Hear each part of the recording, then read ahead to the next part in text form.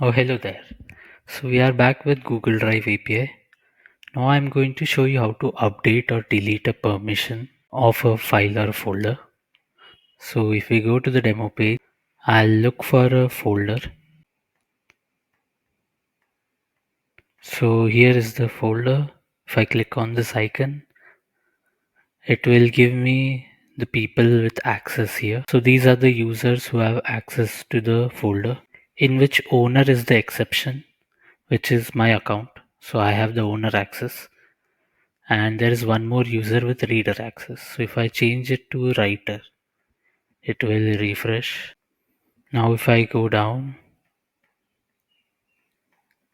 to the folder, then if I click on it, you can see that that role is updated to writer.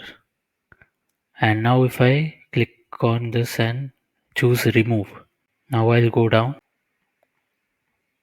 to the folder, then I'll click on the icon.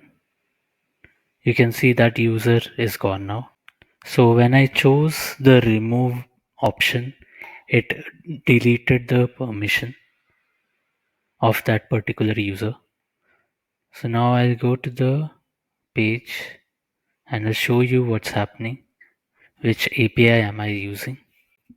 Here, this is the API called update file or folder permission, where it asks for file or folder ID, where the permission is added, then the permission ID, and then the access token and which permission did you choose.